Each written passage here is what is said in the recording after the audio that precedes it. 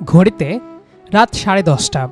সোফায় বসে ল্যাপটপে অফিসের কিছু কাজ শেষ করছিলাম। ঠিক তখনই রান্নাঘর থেকে একটা পরিচিত গলা ভেসে এলো। শুনছো? আমি চোখ না তুলেই বললাম, হুম। একবার এদিকে আসো তো। ল্যাপটপ বন্ধ করে ধীরে ধীরে রান্নাঘরের দিকে গেলাম। গিয়ে দেখি নেহা কপালে হালকা ভাঁজ ফেলে দাঁড়িয়ে আছে, এক হাতে খুন্তি, অন্য হাতে মোবাইল। আমি হেসে বললাম, কি হয়েছে? নেহা ঠোঁট ফুলিয়ে বলল, তুমি বলেছিলে 5 মিনিটে আসবে, আমি 15 মিনিট ধরে ডাকছি। তখন আমি বললাম, অফিসের কাজটা শেষ করছিলাম।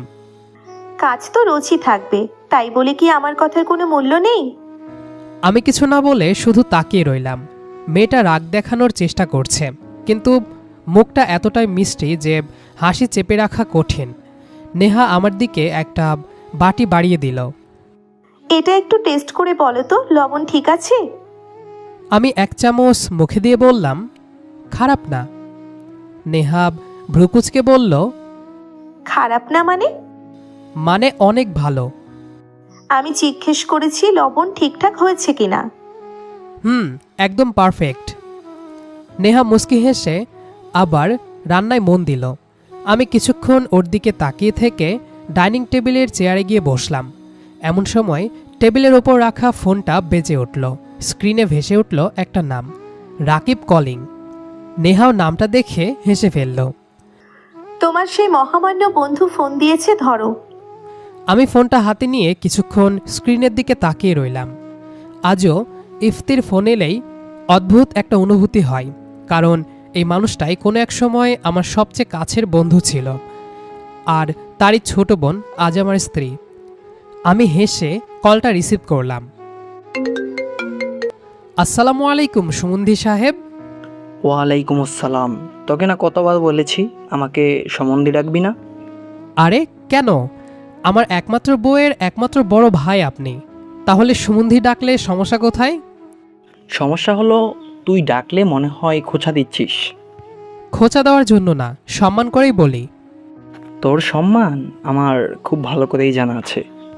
কলেজে থাকতেও এমন সম্মান করতিস যে স্যারদের সামনেই আমাকে ফাঁসিয়ে দিতিস। সেসব তো ইতিহাস, এখন আমরা দুজনেই ভদ্র মানুষ।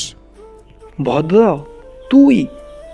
অবশ্যই, বিয়ের পর মানুষ অনেক বদলে যায়। রাকিব হেসে উঠল। নেহা পাশে আছে? আমি মাথা ঘুরিয়ে রান্নাঘরের দিকে তাকালাম। নেহা তখনও চুপচাপ রান্না করছে, মাঝে মাঝে আমাদের কথোপকথনের দিকে কান দিচ্ছে। সেটা ওর মুখে চাপা হাসি দেখেই বোঝা যাচ্ছে। আছে, রান্নাঘরে দাঁড়িয়ে আমার ওপর খবরদারি করছে। সেটা তো করবেই, ছোটবেলা থেকেই ওর এই স্বভাব। যার উপর নিজের অধিকার থাকবে তাকে সারাক্ষণ শাসন করবে। আমি মুচকি হেসে বললাম, এখন বুঝতে পারছি। কি বুঝতে পারছিস? তোর বোন বাইরে থেকে যত শান্ত দেখায়, ভেতরে ঠিক ততটাই দুষ্ট। রান্নাঘর থেকে নেহার গলা ভেসে এলো। আমি কিন্তু সব শুনতে পাচ্ছি। আমি মুখ চেপে হাসলাম। শোনো শোনো, সত্যি কথাই রাগ করার কিছু নেই। পরে তোমার সঙ্গে হিসাব হবে। রাকিব ফোনের ওপাশে হো হো করে হেসে উঠল। এজন্যই তো ফোন দিতে ভালো লাগে, তোদের ঝগড়া শুনতে ভালো লাগে। তা তো লাগবেই, তুই আছিসই অন্যের সংসারে আগুন ধরানোর জন্য। তোকে ঠিক করার জন্য আমার বোনই যথেষ্ট। আচ্ছা, একটা কথা বলতো, কি? কালকে তোদের দুজনের সময় হবে? কেন? বাসায় একটু আসবি, অনেক দিন ধরে সবাই মিলে বসা হয় না। আম্মুও কয়েকদিন ধরে নেহার কথা বলছে। আমি কিছুক্ষণ চুপ করে রইলাম। নেহাও রান্না থামিয়ে আমার দিকে তাকালো। মনে হলো ও ফোনের ওপাশের কথাগুলো শোনার চেষ্টা করছে। আমি বললাম, ইনশাল্লাহ, অফিসে জরুরি কাজ না থাকলে কাল বিকেলেই চলে আসব। ঠিক আছে, আর শোন, হুম? আসার সময় তেমন কিছু আনতে হবে না, শুধু ওই আর কি 1 প্যাকেট আমার জন্য আনিস।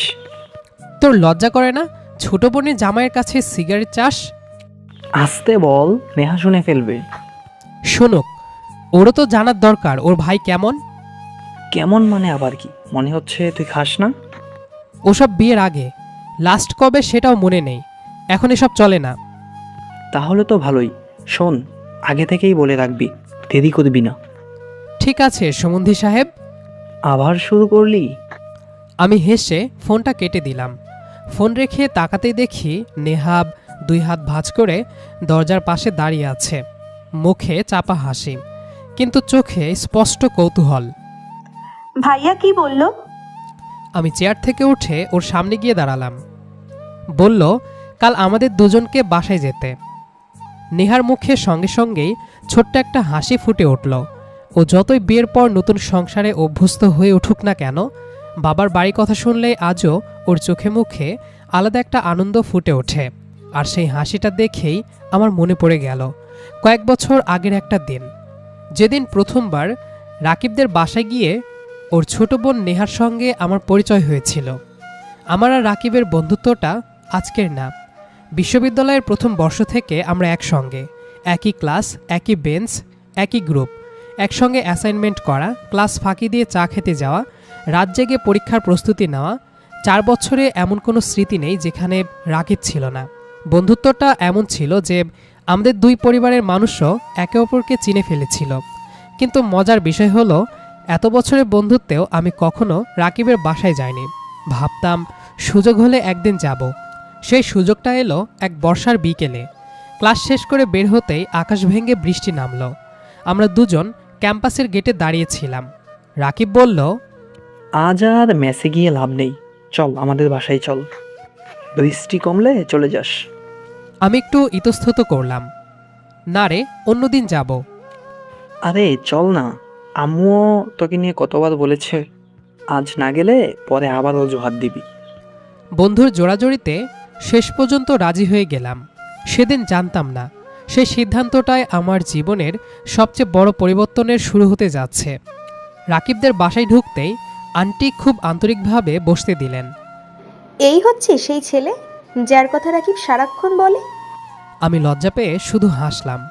রাকিব পাশ থেকে বলল, আম্মু এত প্রশংসা করো না, মাথায় উঠে যাবে।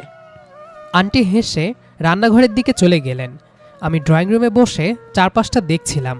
সাজানো গোছানো ছোট্ট একটা বাসা, দেওয়ালে পরিবারের কয়েকটা ছবি টাঙানো। ঠিক তখনই ওপরতলা থেকে কারো নেমে আসার শব্দ পেলাম।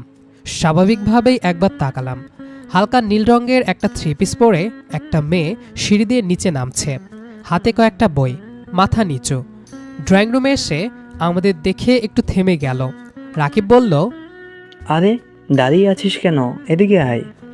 মেয়েটা ধীরে ধীরে এগিয়ে এলো। রাকিব আমার দিকে তাকিয়ে বলল, পরিচয় করিয়ে দিই, এটা আমার ছোট বোন নেহা।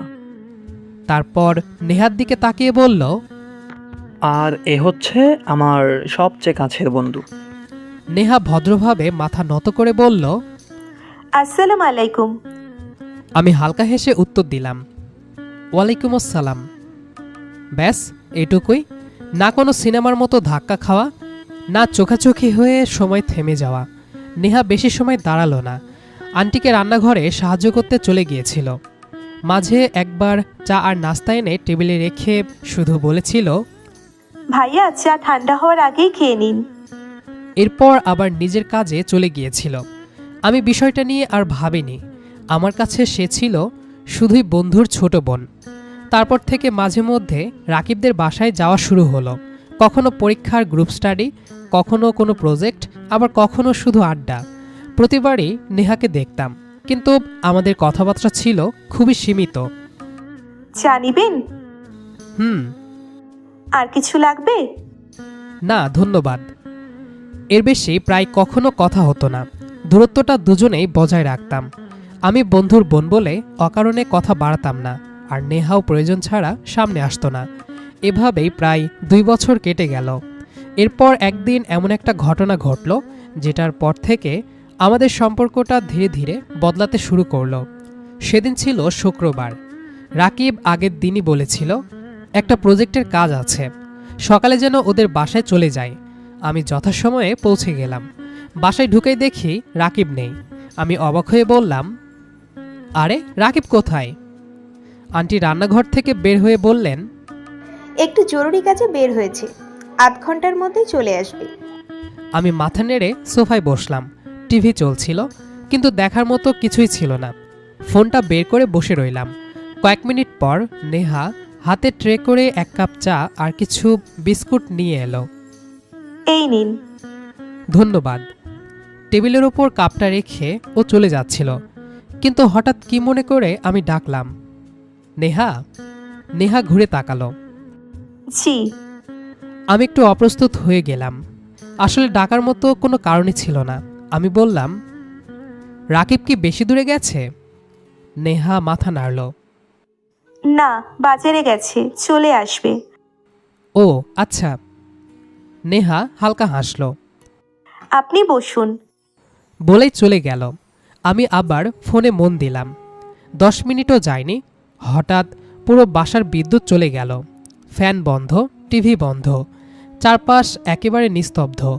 আমি বিরক্ত হয়ে বললাম, এই এলাকায় কি প্রায় কারেন্ট যায়? রান্নাঘর থেকে নেহার উত্তর এলো, মাঝে মাঝে যাই। আমি আর কিছু বললাম না। কিছুক্ষণ পর দেখি নেহা একটা হাত পাখা নিয়ে এসে আমার সামনে রেখে বলল, নিন, এটা দিয়ে বাতাস করুন, ভালো লাগবে। এতটুকু বলেই আবার চলে গেল। আমি হাত পাখার দিকে তাকিয়ে হালকা হেসে ফেললাম। ছোট্ট একটা ব্যাপার, কিন্তু কেন জানি মনে হলো মেয়েটা বেশ যত্নশীল। তবুও নিজের মনকে নিজেই বুঝিয়ে দিলাম, আরে এটা তো অতিথি এসেছে বলেই করেছে, এর বেশি কিছু না। কিছুক্ষণ পর রাকিব ফিরে এলো। তারপর আমরা প্রজেক্টের কাজে ব্যস্ত হয়ে পড়লাম। সেদিনের ঘটনা সেদিনই ভুলে গিয়েছিলাম, কিন্তু এরপর থেকে অদ্ভুত একটা ব্যাপার লক্ষ্য করতে শুরু করলাম। আমি যতবারই ওদের বাসায় যেতাম, নেহা খুব স্বাভাবিকভাবেই খোঁজ নিত। সবই ভদ্রতা, এর বাইরে কিছুই না। আমিও কখনো অন্যভাবে ভাবিনি, বরং সবসময় একটা সীমারেখা মেনে চলতাম।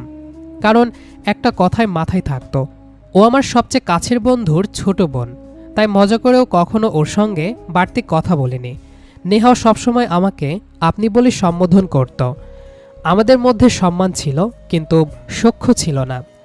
এভাবেই আরও কয়েক মাস কেটে গেল। তারপর একদিন রাকিব নিজেই এমন একটা দায়িত্ব আমার ওপর দিয়ে দিল, যেটা হয়তো অন্য কাউকে হলে দিত না। সেদিন ছিল বৃহস্পতিবার। বিকেলের দিকে ক্যাম্পাস থেকে বের হয়ে আমি আর রাকিব রাস্তার পাশে চায়ের দোকানে বসেছিলাম। হাতে ধোয়া ওঠা চায়ের কাপ। প্রজেক্টের কাজ শেষ হয়ে গেছে, তাই দুজনেই নিশ্চিন্তে গল্প করছিলাম। হঠাৎ রাকিব ঘড়ির দিকে তাকিয়ে কপালে হাত চাপড়ে বলল, ধুর, একদম মাথা থেকে বের হয়ে গেছে। কি হলো? নেহাকে আজ কোচিং থেকে নিয়ে বাসায় আসার কথা ছিল। আম্মু দুপুর থেকেই মনে করিয়ে দিয়েছে, আর আমি এখানে বসে আড্ডা দিচ্ছি। আমি হেসে বললাম, এখন যা, এখনো সময় আছে। রাকিব মুখটা একটু গম্ভীর করে বলল, সমস্যা হলো আমাকে এখনই একটা জরুরি কাজে ডিপার্টমেন্টে যেতে হবে। স্যার ফোন দিছেন, না গেলে নম্বর নিয়ে ঝামেলা হবে। আমি চুপ করে রইলাম। রাকিব কয়েক সেকেন্ড আমার দিকে তাকিয়ে থেকে বলল, একটা কাজ করবি? বল। নেহাকে কোচিং থেকে নিয়ে বাসায় দিয়ে আসবি? আমি ভ্রুকুচকে বললাম, আমি? হ্যাঁ, তুই না থাকলে অন্য কাউকে বলতাম না, কিন্তু তোকে নিয়ে আমার কোনো চিন্তা নেই। আমি কিছুক্ষণ চুপ করে থাকলাম। কথাটা শুনে অস্বস্তি লাগছিল। বন্ধুর বোনকে একা নিয়ে যাওয়া ব্যাপারটা আমার কাছে খুব স্বাভাবিক লাগছিল না। আমি বললাম, তুই অন্য কাউকে বল। রাকিব মাথা নাড়ল। আমি আবারও ইতস্তত করছিলাম। রাকিব এবার হেসে বলল, আরে ভাই, তোকে দিয়ে আমি কোনো অপরিচিত মেয়েকে আনতে বলছি না, আমার নিজের বোন, তোর উপর ভরসা আছে বলেই বলছি। শেষ কথাটা শুনে আর না করতে পারলাম না। আমি দীর্ঘ শ্বাস ফেলে বললাম, আচ্ছা, কোথায় দাঁড়িয়ে থাকবে? রাকিব পকেট থেকে ফোন বের করে একটা লোকেশন দেখিয়ে বলল, কোচিং শেষ হবে 5টায়, গেটের সামনে দাঁড়িয়ে থাকবে। আমি ওকে ফোন করে বলে দিচ্ছি তুই যাচ্ছিস। আমি মাথা নাড়লাম। ঠিক 5টার 5 মিনিট আগে আমি কোচিং সেন্টারের সামনে পৌঁছে গেলাম। অনেক শিক্ষার্থী বের হচ্ছে, অভিভাবকদের ভিড়, কেউ রিক্সা ডাকছে, কেউ সিএনজি। আমি একটু দূরে দাঁড়িয়ে অপেক্ষা করতে লাগলাম। কিছুক্ষণ পর নেহাকে বের হতে দেখলাম, কাঁধে ব্যাগ, 2 হাতে 2টো বই। আমাকে দেখে সে এক মুহূর্তের জন্য অবাক হলো, তারপর ধীরে ধীরে এগিয়ে এসে বলল, আপনি? ভাইয়া আসেনি? ওর একটা জরুরি কাজ পড়ে গেছে, তাই আমাকে পাঠিয়েছে। নেহা শুধু বলল, ও আচ্ছা। এর বেশি কিছু জিজ্ঞেস করলো না। আমিও বাড়তি কথা বললাম না। রাস্তার পাশে একটা রিকশা থামিয়ে বললাম, ওঠো। নেহা একবার আমার দিকে তাকালো, তারপর চুপচাপ রিকশায় উঠে বসলো। আমিও একটু দূরত্ব রেখে অন্য পাশে বসলাম। রিকশা ধীরে ধীরে চলতে শুরু করলো। পুরো রাস্তা জুড়ে দুজনের কেউই তেমন কোনো কথা বলেনি। একসময় নেহাই নীরবতা ভাঙল। ভাইয়া কি খুব ব্যস্ত? হ্যাঁ, বিশ্ববিদ্যালয়ে একটা কাজ পড়েছে। নেহা মাথা নাড়ল। আবার নীরবতা। কয়েক মিনিট পর সে বলল, আপনাকে কষ্ট দিল? আমি হালকা হেসে বললাম, কষ্টের কি আছে, রাকিব আমার বন্ধু, ওর দরকারে এতটুকু করতেই পারি। নেহা আর কিছু বলল না, তবে ওর মুখে একটা স্বস্তির ছাপ ফুটে উঠল। বাসার সামনে পৌঁছে আমি ভাড়া দিতে গেলে নেহা ব্যাগ খুলে টাকা বের করতে লাগলো। আমি অবাক হয়ে বললাম, কি করছো? ভাড়াটা আমি দিচ্ছি। আমি থাকতে তুমি দিবে কেন? তুমি ছোট, তোমার দিতে হবে না। নেহাও হালকা হেসে ফেলল। রিকশা থেকে নেমে দরজার সামনে দাঁড়িয়ে সে বলল, আজকের জন্য ধন্যবাদ। আমি মাথা নেড়ে বললাম, ধন্যবাদের কিছু নেই। সেদিনের ঘটনাটা খুব সাধারণ ছিল, কিন্তু সেদিনই প্রথমবার আমরা দুজন প্রয়োজনের বাইরে দু একটা কথা বলেছিলাম। সেদিনও আমি এটাকে বিশেষ কিছু ভাবিনি। আমার কাছে এটা ছিল শুধু একজন বন্ধুর দায়িত্ব পালন। এরপর থেকে মাঝে মধ্যেই এমন হতো। আমার যাওয়া আসাটা আগের চেয়ে একটু বেড়ে গেল, তবে একটা বিষয় কখনো বদলায়নি। আমি আর নেহা দুজনেই নিজেদের সীমারেখা মেনে চলতাম। বিশ্ববিদ্যালয়ের পড়াশোনা শেষ হতে না হতেই আমি একটা চাকরি পেয়ে গেলাম। অফিসের ব্যস্ততা বাড়তে লাগলো। আগের মতো আর রাকিবদের বাসায় যাওয়া হতো না, তবে বন্ধুত্বের কোনো পরিবর্তন আসেনি। ছুটির দিন হলে আমরা দেখা করতাম, আড্ডা দিতাম। কখনো ও আমার বাসায় আসতো, কখনো আমি ওদের বাসায়। একদিন সন্ধ্যায় আমি অফিস থেকে ফিরেছি, ফ্রেশ হয়ে বসে আছি। এমন সময় আম্মু এসে পাশে বসলেন। ইফতি, একটা কথা ছিল। আম্মু বলো। তোর জন্য কয়েকটা বিয়ের প্রস্তাব এসেছে। এত তাড়াহুড়ো কিসের? তোর চাকরিও হয়েছে, এখন আর দেরি করে লাভ কি? আমি কোনো উত্তর দিলাম না। সত্যি বলতে বিয়ে নিয়ে তখনও বিশেষ কিছু ভাবিনি। আম্মু আবার বললেন, তুই যদি কারো কথা ভেবে থাকিস তাহলে সেটা আগে বল। আমি মাথা নেড়ে বললাম, না, তেমন কেউ নেই। তাহলে আমরা আমাদের মতো করে দেখা শুরু করি।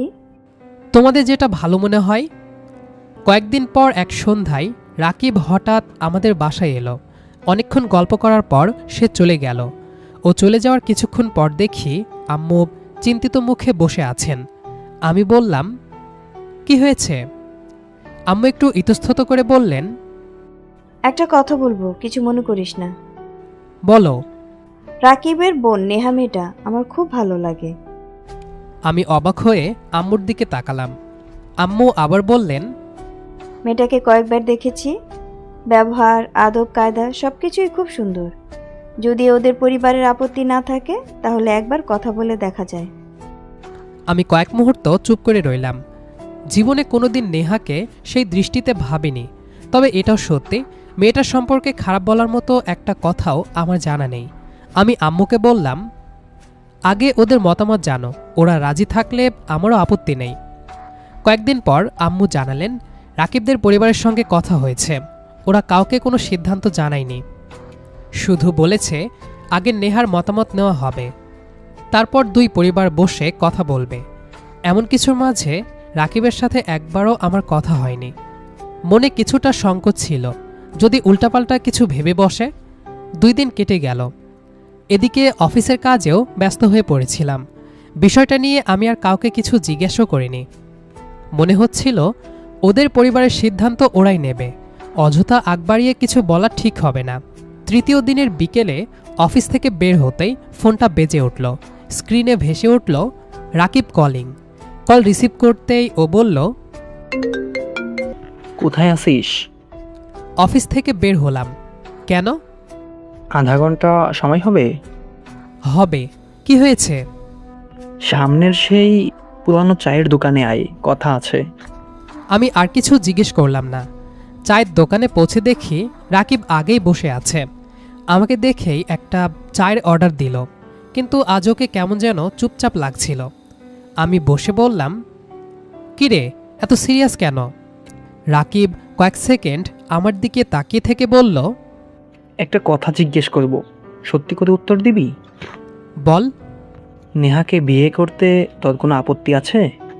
প্রশ্নটা শুনে আমি কয়েক মুহূর্ত চুপ করে রইলাম। তারপর ধীরে বললাম, আপত্তি থাকলে তো আম্মুকে সেদিনই বলে দিতাম।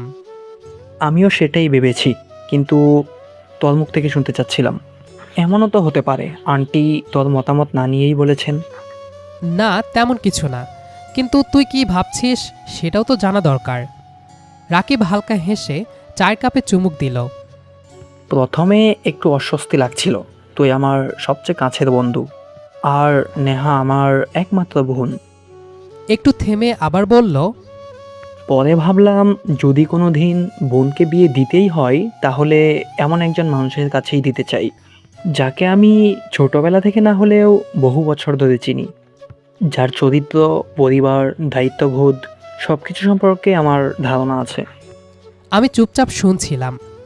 রাকিব এবার হেসে বলল, অন্তত পরে এই চিন্তা থাকবে না যে বোনটা আমার কেমন মানুষের হাতে পড়লো। আমি হেসে বললাম, এত বিশ্বাস করিস? না করলে তোকে ওই দিন নেহাকে আনতে পাঠাতাম না। আমরা দুজনেই হেসে ফেললাম। কথা বলতে বলতে অস্বস্তিটাও কমে গেল। আমি বললাম, নেহার মত কি? আম্মু ওর সঙ্গে কথা বলছে। আমি একটু আগ্রহ নিয়ে তাকালাম।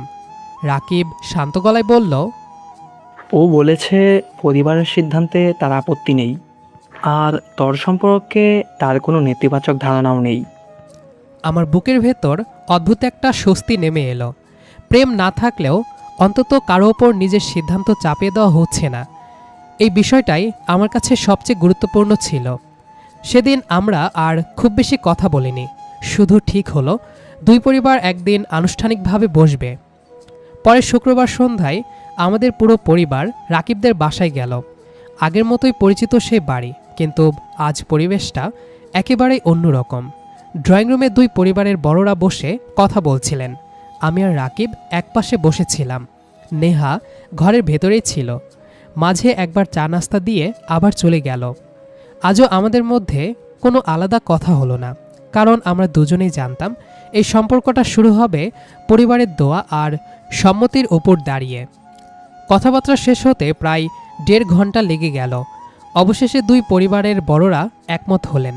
প্রথমে আংটি পরানো হবে, তারপর সুবিধাজনক সময় দেখে বিয়ের তারিখ ঠিক করা হবে।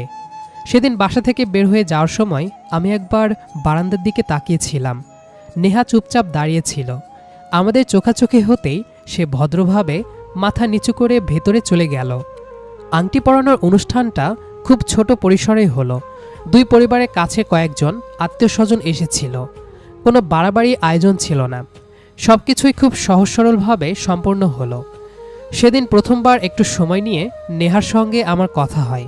সবাই যখন নিজেদের মধ্যে ব্যস্ত, তখন আন্টি হেসে বললেন, তোমরা দুজন বারান্দায় গিয়ে একটু কথা বলে আসো। আমি একটু অপ্রস্তুত হয়ে নেহার দিকে তাকালাম। নেহাও চুপচাপ উঠে দাঁড়ালো। বারান্দায় গিয়ে দুজনেই কিছুক্ষণ নীরব দাঁড়িয়ে রইলাম। আমি হালকা হেসে বললাম, মনে হচ্ছে কথা বলার চেয়ে চুপ থাকতেই আমরা বেশি অভ্যস্ত। নেহা আস্তে হেসে ফেলল। আমি ধীরে বললাম, একটা কথা বলতে চাই। নেহা আমার দিকে তাকালো। এই বিয়েটা নিয়ে যদি তোমার কোনো দ্বিধা থাকে তাহলে এখনই বলতে পারো, পরিবারের জন্য নিজের মত চাপা দেওয়ার দরকার নেই। নেহা কিছুক্ষণ চুপ করে থেকে শান্ত গলায় বলল, যদি আপত্তি থাকতো তাহলে আম্মুকে সেটাই বলতাম। আমি স্বস্তির নিঃশ্বাস ফেললাম। নেহা আবার বলল, আপনাকে অনেক বছর ধরে দেখছি, খুব বেশি কথা হয়নি, কিন্তু মানুষ হিসেবে আপনার সম্পর্কে আমার খারাপ কোনো ধারণা নেই। আমি হেসে ফেললাম। এরপর আর বিশেষ কোনো কথা হলো না, কিন্তু সেই কয়েক মিনিটের আলাপেই আমাদের দুজনের সংকোচ অনেকটা কমিয়ে দিয়েছিল। আংটি পরানোর সময় প্রায় 2 মাসের মতো সময় ছিল। এই সময়টায় মাঝে মধ্যে ফোনে কথা হতো। প্রথম দিকে কথাগুলো খুবই সাধারণ ছিল। পড়াশোনা কেমন চলছে? ভালো। বাসায় সবাই ভালো আছে? আলহামদুলিল্লাহ। ধীরে ধীরে কথার পরিমাণ একটু বাড়ল। কোন খাবার পছন্দ, অফিস কেমন চলছে, নেহার পরীক্ষার প্রস্তুতি, এসব নিয়ে কথা হতো। তবুও একটা সীমারেখা দুজনেই বজায় রেখেছিলাম, কারণ আমরা দুজনেই চাইনি বিয়ের আগেই সম্পর্কটা অকারণে বাড়াবাড়ি রকমের হয়ে যাক। দেখতে দেখতে বিয়ের দিন চলে এলো। সকালে ঘুম ভাঙার পরও বারবার মনে হচ্ছিল সব কিছু যেন খুব দ্রুত হয়ে গেল। যে বাড়িতে এতদিন বন্ধুর বাসা ভেবে গিয়েছি, আজ সেখানেই বড় হয়ে যাচ্ছি। বিকেলের দিকে বিয়ের সব আনুষ্ঠানিকতা সম্পূর্ণ হলো। কাজী সাহেব এসে বিয়ে পড়িয়ে দিলেন। বিয়ের সময় নেহা তার বাবা মাকে জড়িয়ে ধরে কাঁদছিল। রাকিবও চোখ মুছছিল। আমি শুধু চুপচাপ দাঁড়িয়েছিলাম। সেদিন প্রথমবার বুঝেছিলাম একটা মেয়ে শুধু নতুন সংসারে আসে না, সে তার শৈশব, নিজের ঘর, নিজের অভ্যাস সব কিছুর একটা অংশ পেছনে রেখে আসে। গাড়ি ধীরে ধীরে নেহাকে নিয়ে আমাদের বাড়ির দিকে এগিয়ে যাচ্ছিল। জানালার বাইরে শহরের আলো একটার পর একটা পিছিয়ে পড়ছিল। নেহা চুপচাপ বসেছিল। আমি ধীরে বললাম, খারাপ লাগছে? নেহা একবার আমার দিকে তাকিয়ে মৃদু হেসে বলল, একটু। চিন্তা করো না, নতুন জায়গা হতে পারে, কিন্তু মানুষগুলো আপন করে নেবে ইনশাল্লাহ। নেহা কিছু বলল না, শুধু খুব আস্তে মাথা নাড়ল। সেদিন থেকে আমাদের নতুন জীবনের শুরু হয়েছিল। হঠাৎ রান্নাঘর থেকে ভেসে আসা পরিচিত কণ্ঠে আমার ভাবনাটা ভেঙে গেল। এই যে, কোথায় হারিয়ে গেলে? আমি বর্তমান সময়ে ফিরে তাকালাম। দেখি নেহা আমার সামনে দাঁড়িয়ে আছে, মুখে সেই চেনা হাসি। আমি মুস্কি হেসে বললাম, কিছু না, পুরনো কথা মনে পড়ছিল। নেহা ভ্রু তুলে বলল, আবার নিশ্চয়ই ভাইয়ার কোনো কীর্তি মনে পড়েছে? আমি হেসে মাথা নাড়লাম, অনেকটাই তাই। আচ্ছা, এখন গল্প পরে হবে, আগে খেয়ে নাও, কাল কিন্তু সকালে উঠতে হবে। কেন? ভুলে গেছো, কাল তো বাসায় যেতে হবে। হ্যাঁ, তা তো বিকেলে। বিকালে না, সকালেই যাব। দুপুরে সেখানেই খাবো। কতদিন হয়ে গেল আম্মুর হাতে রান্না খাওয়া হয় না।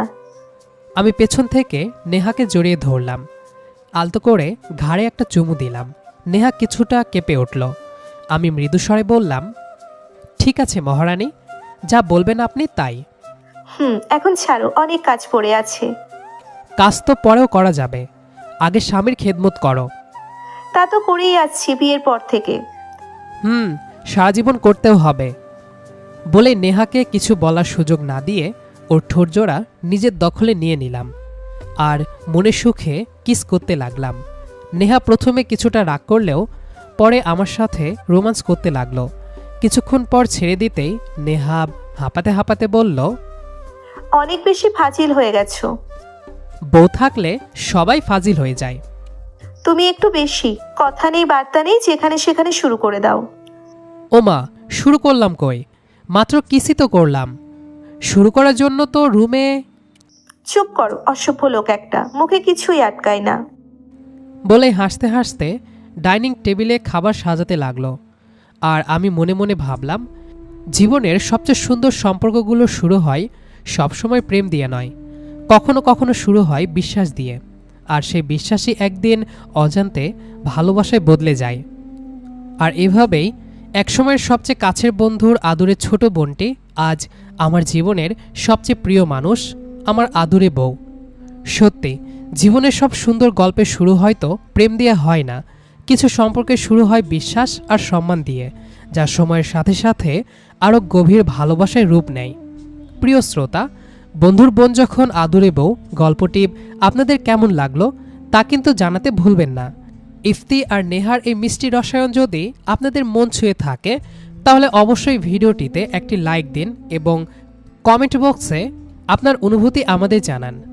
আপনাদের একটি সুন্দর কমেন্ট আমাদের পরবর্তী গল্পগুলো আরও সুন্দরভাবে ফুটিয়ে তুলতে দারুণ অনুপ্রেরণা দেয়। গল্পটি আপনার বন্ধুদের সাথেও শেয়ার করতে পারেন। আর হ্যাঁ, আপনি যদি আমাদের চ্যানেলে নতুন হয়ে থাকেন কিংবা এখনও সাবস্ক্রাইব করে না থাকেন, তবে এখনই নিচের সাবস্ক্রাইব বাটনে ক্লিক করে পাশে থাকা বেল আইকনটি বাজিয়ে দিন। এতে করে আমাদের পরবর্তী যে কোনো নতুন গল্পের আপডেট সবার আগে পৌঁছে যাবে আপনার কাছে। আজকের মতো এখানেই বিদায় নিচ্ছি। খুব শীঘ্রই দেখা হবে নতুন কোনো গল্প, নতুন কোনো অনুভূতি নিয়ে। ততক্ষণ পর্যন্ত সবাই ভালো থাকুন, সুস্থ থাকুন। আল্লাহ হাফেজ।